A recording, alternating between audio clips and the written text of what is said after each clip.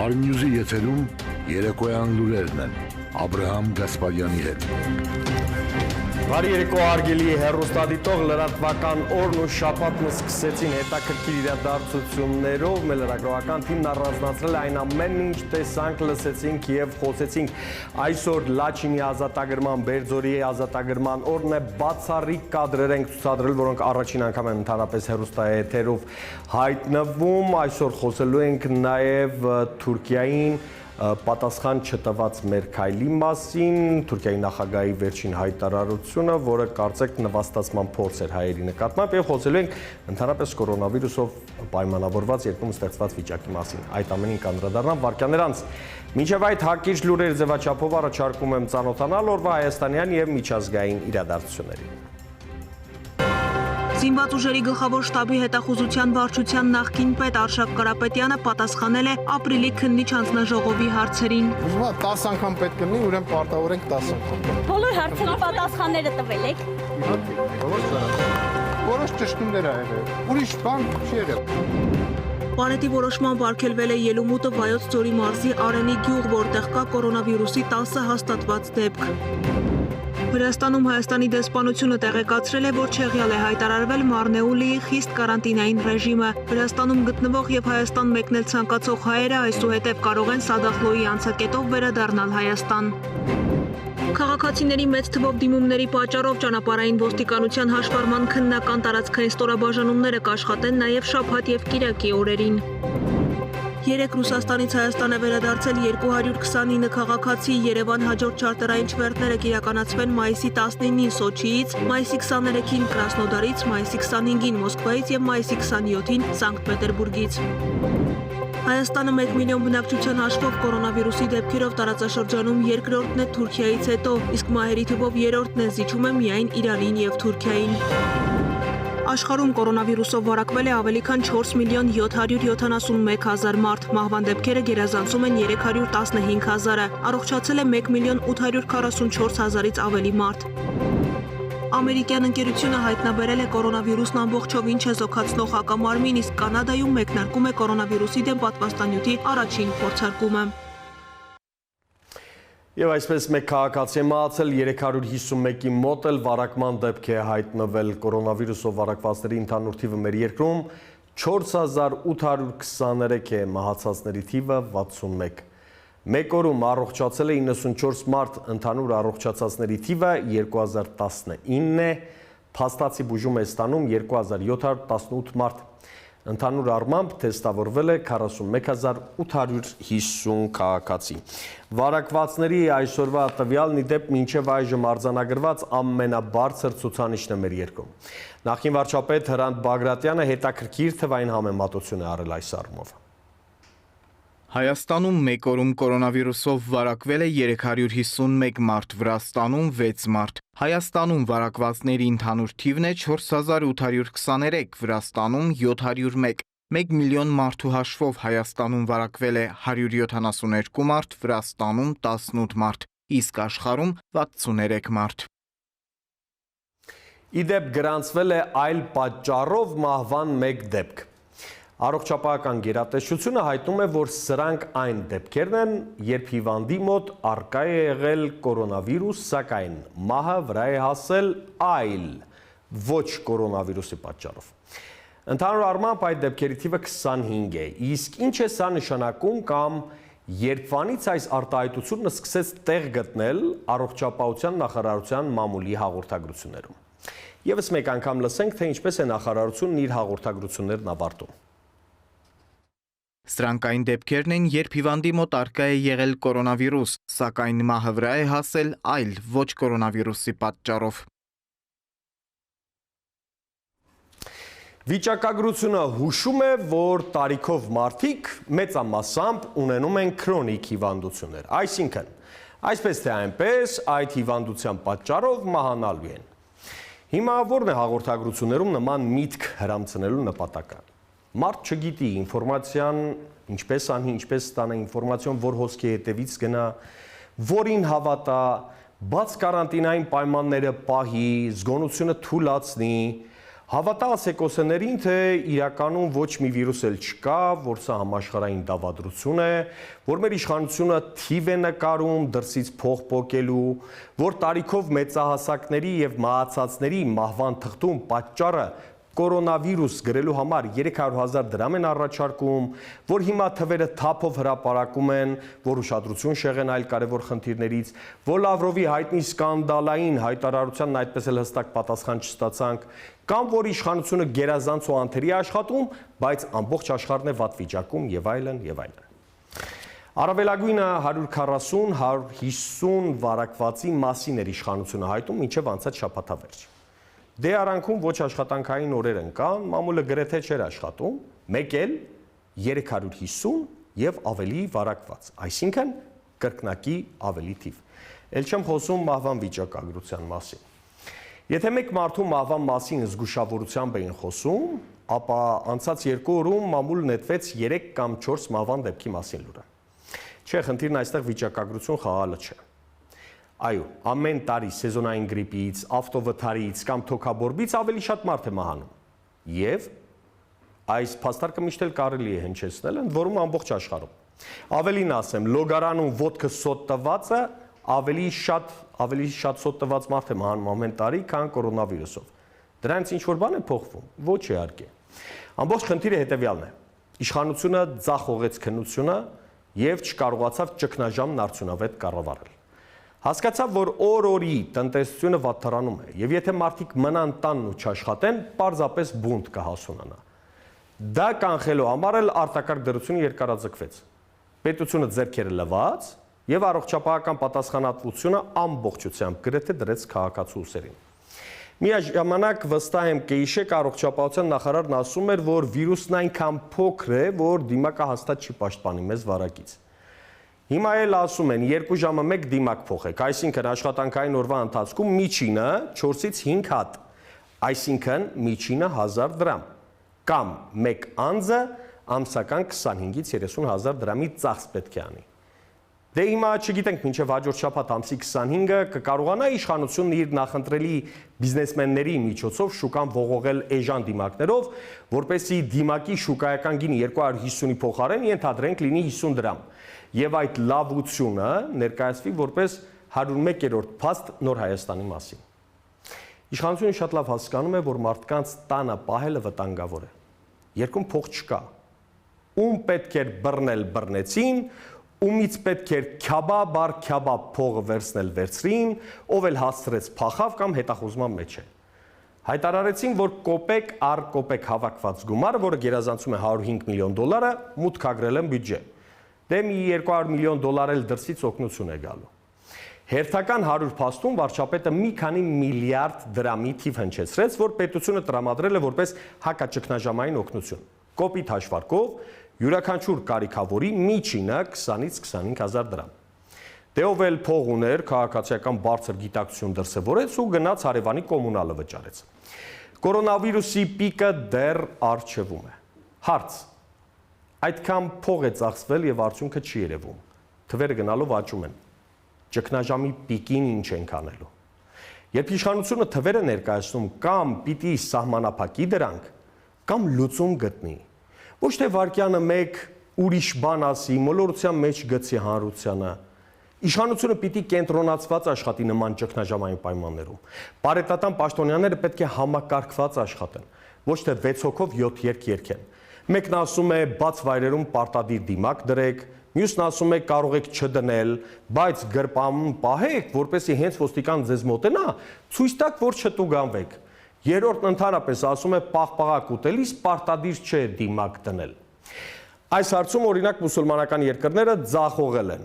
Ինչ ուզում ես, արա մեկ է, Փարաջայի շարֆը խանգարելու է։ Հումորը հումոր, բայց իրականում վիճակը գնալով ավելի է լրջանում։ Մարդիկ հոգնեցին ամենօրյա լայվերից ու խորհուրդներից, պարտավոր եք, զգուշացնում ենք եւ այլն։ Դե քանի որ պետությունը համարում է, որ պատասխանատուն այսուհետև քաղաքացին է, մարդիկ էլ հույսը դնում են հենց իրենց վրա։ Ոմանք հասկացել են, որ վիրուսից պաշտպանվելու լավագույն ձևը մարմնի իմունիտետը բարձրացնելն է։ Քայլել, վազել, մարզանքանել, մաքուր թթվածին շնչել, հետևել հիգիենային եւ սեփական առողջությանը։ Նաիրա Մարգարյանն օրինակ 2 չափահաս երեխայի մայր է, բայց շատ ավելի երիտասարդ է, քան տարիքով իրենից փոքր, բայց սպորտով չզբաղվողները։ Ամեն առավոտ վազում է 15 կիլոմետր, նվազագույնը։ Վովա Հովսեփյան, վիրուսի հաղթարման սպորտային բանաձևը։ Շուտ եմ արթնանում, սիրածս վազք անում եմ, վարզանքները գալիս եմ, բոլորով միասին երեխաներիս հետ։ Ինչ կորոնավիրուս կամ սովորական գրիպ ու անգինա, Նաիրան արդեն քանի տարի միայն լսում է դրանց գոյության մասին։ Սեփական դեղատոմսը օրական 15-20 կիլոմետր վազքը հաղթել է սուր վարակիչ ու այլ հիվանդություններին եւ դարձել նրա ապրելակերպը։ Շատ արդյունավետ է, ասեմ, որ վազքը ամենամատչելի վազքը քայլքը, ընդհանրապես շարժվել։ Ձրինը, ամենաձրինը, մի հատ վազքի կոշիկ, կարելի է ոչ թանկանոց շատ էժան մի բան, մայկա եւ շորտիկ, էլ ինչա պետք։ Օրն սկսում է լուսաբացից առաջ 2 բաժակ գոլ ջրով, հետո անցնում վազքին ու մարմնամարզությանը։ Ամենուր, անգամ միթիս կանաչի վրա կարելի է մարզվել, մարզասարքեր ու թանկարժեք գույք պետք չեն, միայն ցանկություն եւ վերջ, ժամանակ էլ կգտնվի, անգամ բացասական ջերմաստիճանի ժամանակ։ 3 տարի առաջ դեռ ես հենց 10 րոպե կարող էի մնալ -15 աստիճանին դրսում։ Ես հիմա հասել եմ այնպիսի էտապի, որ կարող եմ մոտ ժամ ու կես 2 ժամ իմ վազքի շորերով գտնվել դրսում, վազել, հետո մարզվել, հետո մեդիտացիա անել եւ առողջ լինել։ Անգամ սրտադիմացկունության փառատոն է կազմակերպում։ Աշխատանքը նստակյաց է, բայց դա էլ չի խանգարում ընդմիջմանը վեր կենալ, մի քանի վարժություն անել։ Սա մի պլանկա է։ Այսպես ասենք սկսում ենք նոր սկսնակները 10-15 վայրկյան։ Մյուս պլանկան սա է։ Էլի 10-15 վայրկյան։ Հաջորդ պլանկան կողքի պլանկան է։ Էլի զարգացնում է այս մկանները։ Հաջորդը այսպիսի վարժություն։ Առողջ ապրելակերպը նաև երիտասարդ մնալու գաղտնիքն է, բացահայտում է Նաիրան։ Աղջիկը 26 է, տղան շուտով 30 կդառնա։ Նրանք էլ մայրիկից սովորել են հրաժարվել նստակյաց կյանքից։ Լեռներ է բարձրանում եւ հիշեցնում մարդկանց հաճախ կտրվել հեռախոս համակարգիչներից, վեր կենալ, քայլել, շարժվել։ Վովա Հովսեփյան, Հայկ Հովհաննիսյան, Armnews։ Սպորտից վերադառնանք քաղաքականություն դարձյալ եւ մեր պարետատան որոշումներին մայիսի 20-ից մանկապարտեզները կբացվեն խմբերում, լինելու են 8-ից 10 երեխա։ Առաջնահերթությունը տրվելու այն երեխաներին, որոնց ծնողներն աշխատում են կամ սոցիալապես անապահով ընտանիքից են։ Բացառվելու է ծնողի մուտքը մանկապարտեզ։ Երեխաներին դիմավորում են մանկապարտեզի աշխատակիցները, հեռավար ջերմաչափում են անում եւ համոզվելով, որ երեխան չունի ջերմաչափ, ընդունում են մանկապարտեզ։ Եվ պիտի առիթից օգտվելով հորդորեն բոլոր ծնողներին ցուցաբերել համբերություն, որպեսզի կարողանան այդ ժամանակահատվածում մեկ մուտքով մոտ 100 երեխա, 80 երեխա մուտք գործեն մանկապարտեզ եւ իրենք համբերատար պահեն անվտանգության բոլոր կանոնները։ Երթուղայիններն այսօրվանից սկսել են աշխատել, բայց քիչ ուղևորներ են երթևեկել։ Եթե այս տեմպը շարունակվի, քաղաքապետարանի պայստային ավտոբուսները հանելու կամ չվացուցակները փոխելու կարիք չի լինի։ Երթուղայիններում հիմնականում պահում են պարետատան նախապես հաստատված անվտանգության կանոնները։ Որոշ դեպքեր ունենք, որ քաղաքացիները խուսափում, քաղաքացիները վեճի են բռնվում վարորդի հետ եւ ցանկանում են որպեսի իրենք կանգնած նույնպես երթևեկել, բայց այս վայի դրությամբ հանձնարարականը այնպիսին է, որ եթե քաղաքացիները չեն ենթարկվում, ապա ավտոբուսները կանգնում են եւ չեն շարժվում, մինչեւ որ քաղաքացին չիջնի ավտոբուսից։ Կորոնավիրուսի մասին խոսելիս չենք մոռանում նաեւ Արցախը։ Այնտեղ մեկուսացածների թիվը հասել է եւ հատել է 70-ը։ Թեստավորվածների 550-ից ավելի են, ախտանման աշխատանքները շարունակվում են այն բնակավայրերում, որտեղ հայտնաբերվել են վարակված մարդիկ։ Վարակակիրների, թեստավորվածների եւ փաստացի բուժվողների մասին վերջին նորությունները Արցախի պարետատնից կայտնի Սամվել Բալայանը։ Կորոնավիրուսի թեստավորման նպատակով այսօր Հայաստանի Հանրապետության արտադրել եւ 27% նմուշ, շարժումները իրականացան Շահյանի շրջանի Վարագույրի օջախի կոնտակտավոր անձանցից ուժող վարակակիրներից եւ ուժեղնակազմից, այս պայմանությամբ Արցախում կորոնավիրուսի հիվանդությունը հաստատվել է 28 հատկացումով, 8-ը արդեն բուժվել են, մյուսները առողջական վիճակը բժիշկների բավարար է, ընդհանրապես թեստավորվել է 51 քաղաքացի, 71 քաղաքացի, այս պայմանները փոխված են։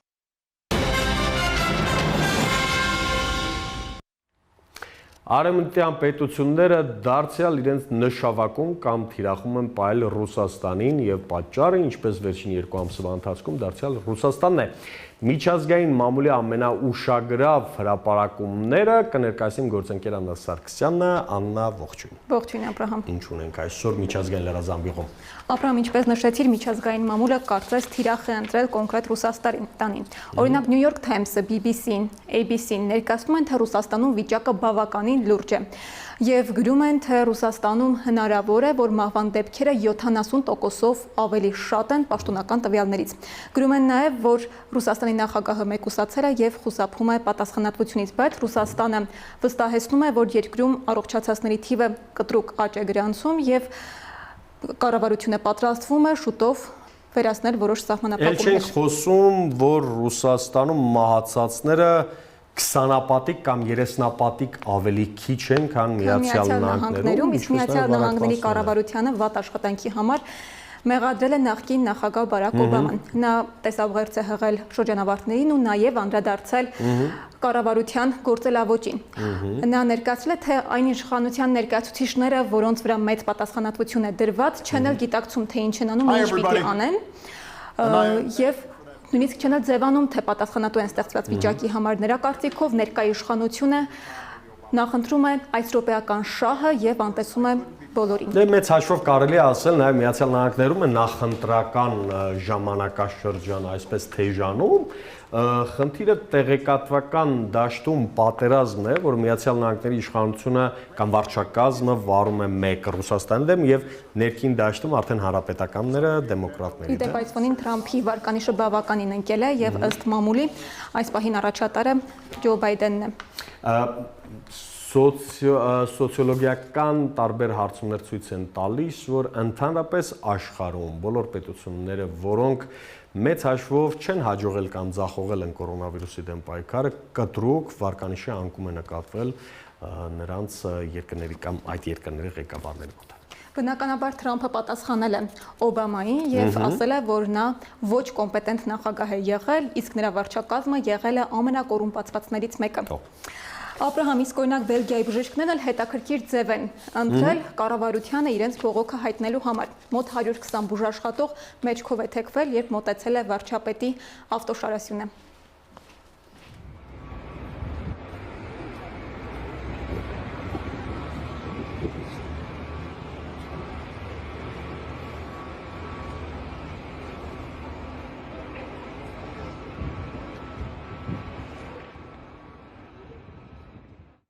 Այսպես նրանք իրենց բողոքն են հայտնել պանդեմիայի օրերին ցածր աշխատավարձի համար։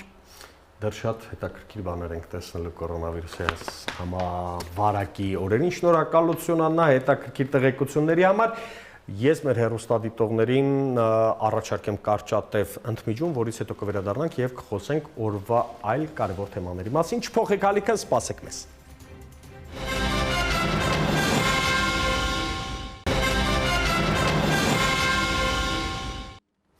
Շնորհակալություն, որ հետևում եք մեզ, դուք դիտում եք երեկոյան լուրեր Աբրահամ Գասպարյանի հետ, եւ այսպես մեր իշխանությունը հանրային ընկալումներում նոր մշակույթ է ձևավորում, ավելի ճիշտ հինը թարմացնում է։ Խոսքը թեմաները ջրելու կամ անտեսելու քաղաքականությանն է վերաբերում։ Երբ քո քիմքին, ոչ քունքին, երբ քիմքիդ ոչ հաճելի բան են ասում,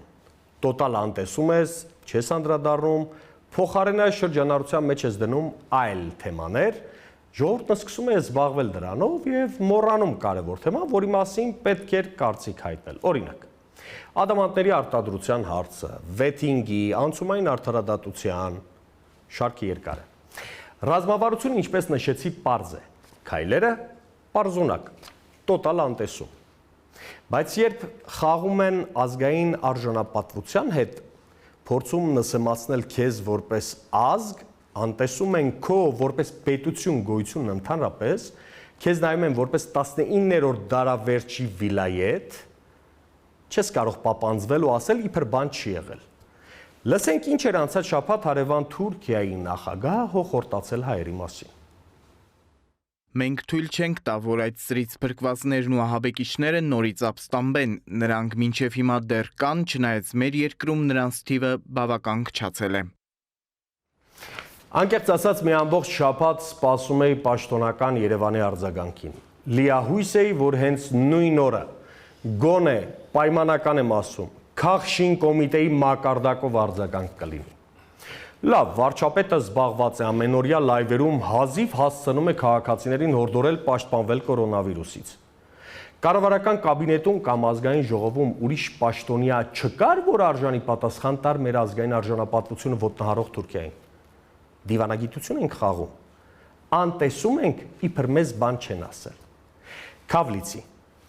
Ոչ պարծենկոտության խնդիր կա, ոչ սուտ հայրենասիրություն խաղալու։ Երևանը պարտավոր է ամենախիստոնայնությամբ պատասխանել իր ժողովրդի պատմության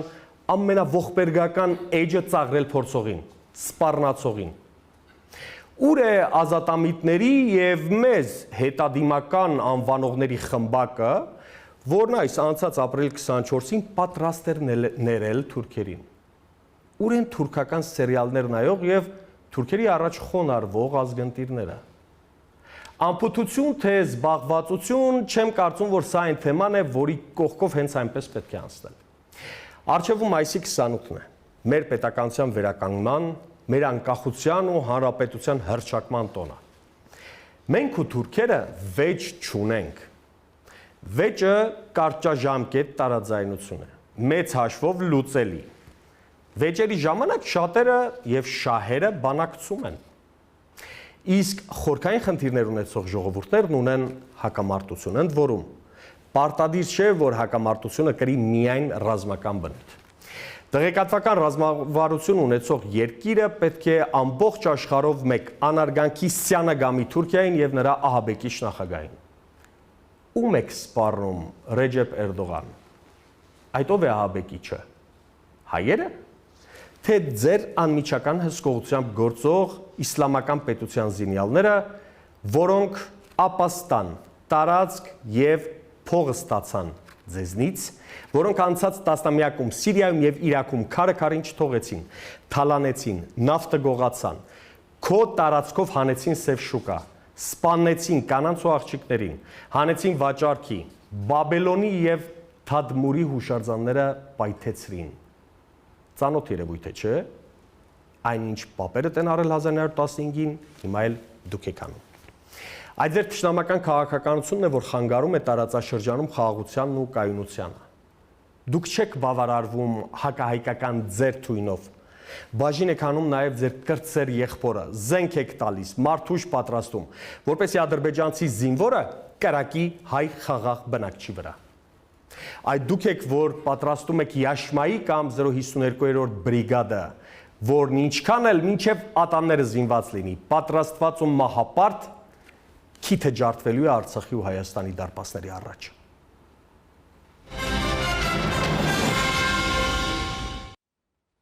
Գնանք Գորիս պիվա խմենք, 28 տարի առաջ այսօրը այս խոսքն ամենաթևավորն էր Լաչինում։ Մայիսի 18-ին տղերքն ազատագրեցին Բերձորը, դուրս եկան ճանապարհ Գորիսում իրապես գարեջուր խմելու։ Շուշիի փայլուն օպերացիայից հետո ռազմավարական ամենամեծ պլանն էին մերոնք դրել սեղանի վրա, ապահովել Արցախի ցամաքային կապը մայր հայրենիքի հետ։ Հոգեբանական ահռելի առավելություն ունեինք, ազատագրված էր Շուշին, որտեղից ադրբեջանցիները գրադով ռմբակոծում էին Ստեփանակերտը։ Մայիսի 9-ից 2 օր անց Մեծ Կասպյան թուրքերը փորձեցին հակագրոհով վերցրել Շուշին, չստացվեց։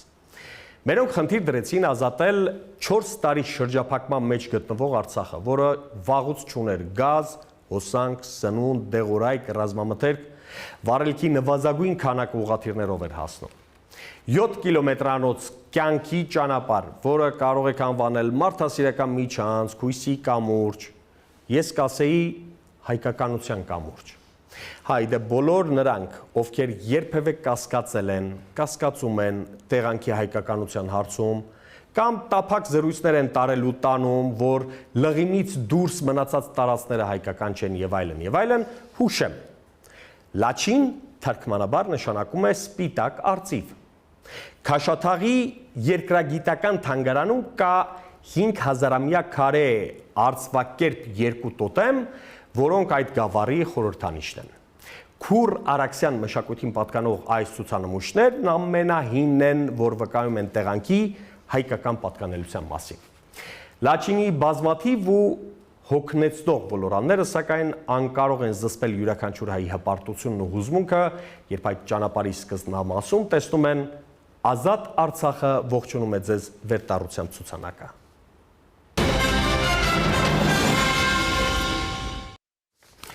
Շատերս գիտենք կամ լսել ենք հայտնի պատմությունը, որ Լաչինի ազատագրումը միջազգային սկանդալի էր վերածվել։ Անկախության համար պայքարող փոքրիկ Արցախը պատերազմ էր հայտարարել աշխարհի ամենահզոր պետություններից մեկին։ Ֆրանսիական մամուլը գրել էր, թե հայերը գրավել են Չինաստանը։ Հետո հասկացան, որ հայերը ոչ թե Չինաստանն էին գրավել, ֆրանսերեն Լաչինը, այլ ազատագրել Բերձորը։ Այն ժամանակ ՀՀԿ չկար, ՀՀԽ էր։ Այդպես էր կոչվում։ Ուրեմն այս կառույցի հերթական նիստի ժամանակ բուռն քննարկումներ էին սկսվել Լաչինի թեմայով։ Թարգմանությունը 6 լեզվով էր, այդ թվում ֆրանսերեն։ Տեքստում գրված էր, մեջբերում եմ. Երեք Հայաստանի բանակն օկուպացրեց Չինաստանը։ Կառույցում դիտորդի կարգավիճակով Չինաստանի ներկայացուցիչն անմիջապես սկանդալ է սարքում եւ նիստն ընդհատվում է։ Այնուհետև բոլոր պատվիրակները միացնում են վահանակի ֆրանսիական ալիքն ու լսում հետեւյալը։ Դարձյալ մեջբերեմ։ Ներեցեք, խնդրում եմ, Հայաստանի բանակը չէ, որ օկուպացրել է Չինաստանը։ Լեռնային Ղարաբաղի բանակն է օկուպացրել Չինաստանը։ Աշխարհի համար օկուպացիա, Լեռնային Ղարաբաղի ընտրյալ ներկայացուցիչներ, մեզ համար ազատագրում եւ Լեռնային Ղարաբաղի Հանրապետության իշխանություն։ Իսկ թե ինչպես ազատագրվեց Լաչինը, ինչ ջանքերով, դժվարությամբ, թե ոչ այդքան։ Ազատագրմանը մասնակցած կինոօպերատոր, պատերազմի հայտնի վավերագրող Սամվել Թադևոսյանն իր նկարահանած ու դեռ չցուցադրված բացառիկ կադրերով այժմ տաղավարում իմ հյուրն է, ողջույն պարոն Թադևոսյան։ Շնորհավորում եմ Լաչինի ազատագրման։ Շնորհավոր հաղթանակ։ Բոլորիս հաղթանակը։ Շնորհակալություն պարոն Թադևոսյան, դուք ձեր տեսախցիկով ուղեկցել եք մեր տղաներին Բերձոր եւ Բերձորից այդտեղ Հայաստան։ Ի վերջո գարեջուր խմեցիք տղաները։ Այո, Գորիսում։ Գորիսում խմեցիք։ Գորիսից բերեցին, հետո վերադառնում էինք Հայաստան մայիս 27-ին, որ մայիս 28-ը նշենք Երևանում։ Եվ Գորիսում արդ եղավ իհարկե նորից գարեջուր խմելու։ Որպես մեր հեռուստադիտողներին տեղափոխենք 92 թիվ մայիսի 18 ավելի լավ պատկերացնեն ձեր իսկ առանձնացրած կադրերով, բացառիկ կադրերով, որոնք նաև կցուցադրվեն առաջին անգամ, առաջարկում եմ մենք դիտենք այդ կադրերը եւ հնդածս դուք մեկնաբանեք յուրաքանչյուր կադր որտեղ է նկարահանված, ինչ դեպքի մասին է խոսքը եւ միասին վայելենք այդ կամ վերապրենք այդ ազատագրում։ Պիտի խնդրեմ մեր ռեժիսորին։ Այո, խնդրեմ։ Ուրեմն սա հայտնի Լաչինի, ինչպես դուք ասացիք, այո, կամուրջն է, որ թուրքերը նահանջելուց պայթեցրեցին, բայց մինչ այդ տեսնում եք երկու տանկերը արդեն խորտակված ներքևում եւ սա կոնկրետ այն պահն է, որ մենք Լիսագորից արդեն անցանք եւ մտանք այդ հատվածով եկանք հասանք Լաչինի, այսպես ասած, մուտքի մոտ։ Ու այստեղ տղաներն են, որոնք Նա առաջինը մտել։ Հա, պահուր ռոտա։ Ոնց եղավ, հələ մի հատ պատմեք էլի, մարդ մուրդ հանդիպեց, չհանդիպեց։ Ինչ պատմեք, այնա մեկը բարով։ Լավ է։ Այսպես։ Վերջապես ազատագրեցիք այդ գյուտը։ Հա, ազատագրեցիք, միացիք։ Տղեկ, դուք գիտակցում եք այսօր ուրախանալով գնում եք Հայաստան։ Ուրեմն մենք հիմա այստեղ տեսնում ենք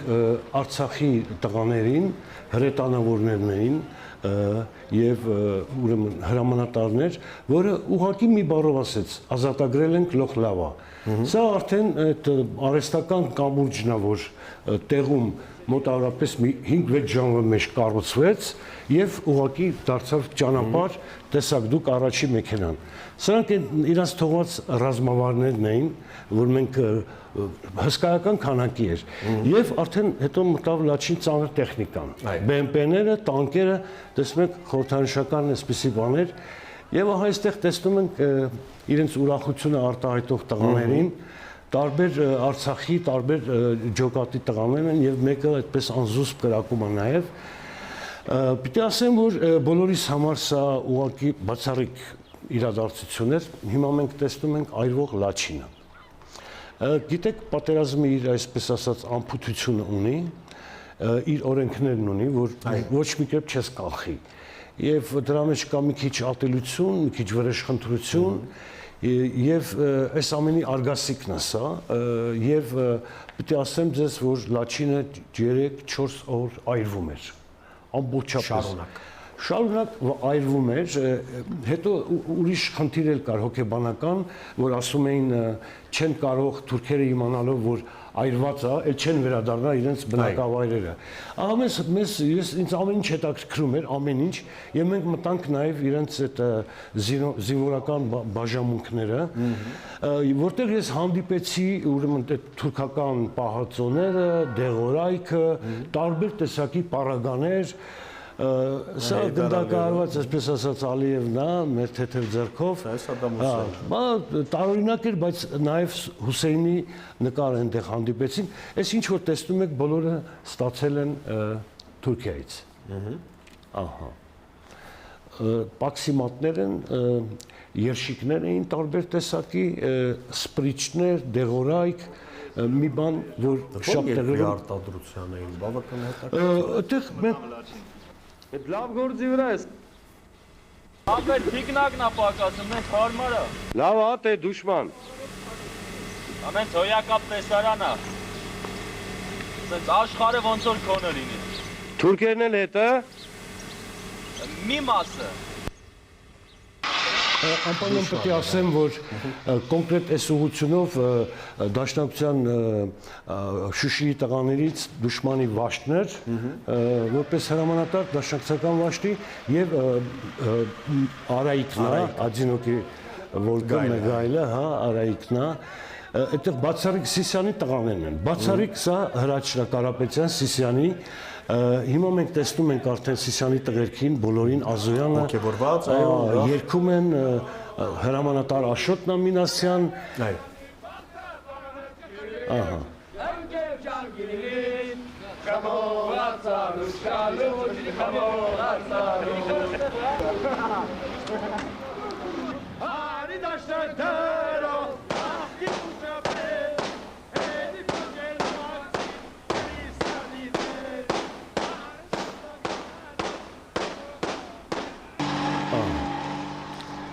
Եթե ինձ հարցնեք, այստեղ բանը այնպեսի հետաքրքիր մշակույթ կա, որ ուղղակի միայն աչքով կարող ես ընկալել դարձյալ Շուշիի վառող կադրեր, Լաչինի ներողություն Շուշի։ Այստեղ են պահնա, որ ուրեմն բաժանվում են տարբեր ուղղությունների, որտեղ շատ քաղաքը շատ այդպես անմխիթար վիճակում էր, բարձի թողի վիճակներ կային եւ անպայման հարկավոր էր նաեւ զինվորական հսկողություն։ Եվ այստեղ դուշմանին հարցնում եմ ուր եք գնում դուք դուշման։ Մի մասը մի քանի դասակներ։ Մնացին ընդունեցին պոստերը։ Պոստերը պայեցին մինչև առավոտ, ոչ մի սարսափելի հարցակում չեղավ։ Հաջորդ օրը պոստերն եկել ընդունել ենք։ Իմ դասակն եկել ընդունել պոստերը։ Ուրեմն պոստի կանգնած ժամանակ ականապատեցինք ճանապարհը, շատ հարմար տեղ ընտրեցինք։ Բարեհաջող պոստերը հանձնեցինք, սնայպերն աշխատեց մեր ընդունել ժամանակ, հա եւ Էջմիածնի խումբներ մեզ հետ աշխատել։ Էջմիածնի դասակը, գեներալ Այգի խումբը, գեներալ Այգի։ Հա, Էջմիածնեցների հետ Ակրաշ ճանապարհը ականապատեցինք, մենք հանձնեցինք արդեն մյուս հերթափոխին, գնացինք հետո առավոտ բակում իմացանք, որ հզոր հարձակում է եղել։ Երկու տանկ ու մի քանի BMW-ների զրահամեքենաների ուղեկցությամբ մեծ քանակությամբ հետևակ ա եղել։ Զարիսպի գյուղի մեջ։ Շրջադարձ կա, շրջադարձը անցել է, T-72-ը պայթել է մեր ականների վրա։ 3 ական միասին ա գործել, սիրուցրիվ է եկել տանկը։ Հետևի BMP-ին գրանտամյոտով խփել են թրթուրն են պոկել, կանգնել է տեղում մնացել, 10 հատ մյուս, դե 72-ին խփել է, այդտեղ եկե գրանտամյոտով։ Բաշնյան փչանալուց հետո պտտվել ու փախել է։ Ու հիմա մինչև մի դիակները թափած են այնտեղ։ Սա, այսպես ասեմ, ուրեմն այն պահն է, երբ որ մենք գնում ենք մեր պոստերը, արդեն նախանշված Ֆատալիպեյում էր, Ֆատալիպեյի գյուղը կոնկրետ պահում էր դաշնակցական ջոկատը, այդ տեսեք, թուրքերի թողած գրադն է, մանա, բոլոր ուրեմն այդ հրթիռները մեջն էին 40-40, երկու հատը ուրեմն մեկը Գորիսի տղաներին հանձնենք, մեկն էլ կարգադրվեց, որ Աշոտ Ղուլյանը պիտի գա Բեկոր Աշոտը տանի։ Եվ սա մենք արդեն ուշ երեկո Ֆատալիպեյում ուրախության, տեսնում եք 18-5-րդ ամիս ուրախության դրսևորումներից մեկն նաև խարույկի մոտ այսպես ընկերական մի միջավայր էր ու տղերքը սկսեցին երգել։ Շատ հրաշալի այս ամեն նաև վերապրել, պարոն Թադևոսյան, ես կուզեի նաև ձեր կարծիքը լսել ընդհանրապես խրամատային մշակույթի մասին։ Դուք որպես կինոօպերատոր ոչ միայն դաշտերում մարտերն եք նկարել, նաև խրամատներում եք նկարել եւ այդ խրամատներում հանդիպել եք մտավորականների պատերազմը, նաև ծնեց մտավորականների, ծնեց բանաստեղծների։ Հիմա տեսեք, իմ խորին համոզմամբ ծայրագույն, ծայրահեղ զգացողական պահերին նույնպես արվեստ է ծնվում։ Պատերազմը ինքը իր մեջ ունի ահռելի վատ կողմեր։ Անկախ նրանից, որ մեր պատերազմը ազատագրական էր եւ մենք պարզապես ուզում էինք տեր կանոնել մեր նահանգներից մեկին, որը բռնակցվել էր Ադրբեջանին հայտնի ռուս-թուրքական Սիլիբիլի քաղաքական խաղերի արդյունքում, բայց որովհետև տևականորեն ես եղա ճակատում, ես զինվոր չեմ եղել, նախապես միշտ հայտարարել եմ եւ ասում եմ, դա ուրիշ կարգավիճակ է եւ կուզենայի լինել։ Դա լրիվ ուրիշ կարգավիճակ է, բայց որովհետև աչքս ամեն ինչ տեսնում էր, փաստորեն, վիշտ, հաղթանակ, կենցաղ, ամեն տեսակի իրադարձություններ, պատմություններ կան, որոնք տարին չի եկի որ խոսենք։ Եվ թղթին հանձնեցիք այդ ամբողջը։ Եվ ես ուղղակի հանդիպեցի եւ եղել եմ օրինակ Արտուր Ղարիբյան, մենք տեսանք քանդակագործ, տաղանդավոր քանդակագործ, որը զոհվեց։ Մենք ունենք Աղվան Մինասյանին, սիսական ջոկատի, Աշոտ Մինասյանի եղբայրը, որ իմ խորին համոզմամբ Դուրյանի մակարդակի պոետ է։ Միայն հարկավոր է ուսումնասիրել։ Եվ նույնպես զոհվեց, Օլեգը կոմպոզիտոր զոհվեց, այսինքն պատերազմի մեջ արվեստ է ծնվում։ Հիշեք, թե մեզ տղաները ինչպես էին դաշնակ դրո երգում եւ բոլոր պատերազմից գնում, բարով գնաց։ Այս ամենը մի հոգեվոր դրսևորման բան է, որը նույնպես քաջալերում է մարդու։ Ահա պատերազմից անց մի քանի տարի հետո այդ մի շարք անալիզները, հա, ճշտումները ինձ հանգեցրին մի, այսպես, ինչ ասեմ, տեսություն ասեմ, ուղղություն ասեմ, խրամատային մշակույթ։ Եվ դրա մեջ խորացա, այսպես ասեմ, ինչ է նշանակում խրամատային մշակույթ։ Սամվել Թադևոսյան, կինոռեժիսորը, ինչ պիտի տա դեռ ապրիլյան քարորիայից հետո հանավանդ հայկական կինեմատոգրաֆին։ 2016 թվականից հետո ես նախ ձեզ մի բան ասեմ, ամփոփում ենք, պարոն Թադևոսյան։ ամփոփում ենք, ասեմ, որ բավարար ուշադրություն չկա, ոչ պետական, մանավանդ հիմա ինչ որ պատահական մարդիկ են հայտնվել, որոնք մշակույթը ոնց ուզում են ձևափոխում են։ Եվ պատճառն է, որ նախարարություն փակվեց մի ամբողջ։ Եվ ոչ միայն դա, նաև մեր անմիջական թողտվությամբ, մեր դերասանների ու չգիտեմ վայ արտիստների մասնակցությամբ մենք հակահայկական ֆիլմեր ենք ստեղծում, սերիալներ, որը ինչի համար, որ մենք լինենք ցածր ճաշակի, որտեղ կառավարելի հավակնոտ չլինենք։ Եւ այդ ամենը նույնպես նպաստում է մեր ինչ պիտի տակ դուք։ Ես եւ իմ նմանները խոնար հերոսների շարքից եթե սկսենք մինչև ապրիլյան քարորիա, ասեմ մի ամբողջ մեծ ձայնադարան ունեք դուք։ Ես ասեմ, որ մոտավորապես մի 10 պրոֆեսիոնալներ կան, Շավարշ Արաբոյի Ռուբոն, Մասիսի Վարդանը, ահռելի նյութ կա։ Բայց չկա այսպես մի հատ փաղաքշական ձեռք պիտի լինի, թե մենք անում ենք, ով ինչ որ կարողանում անել։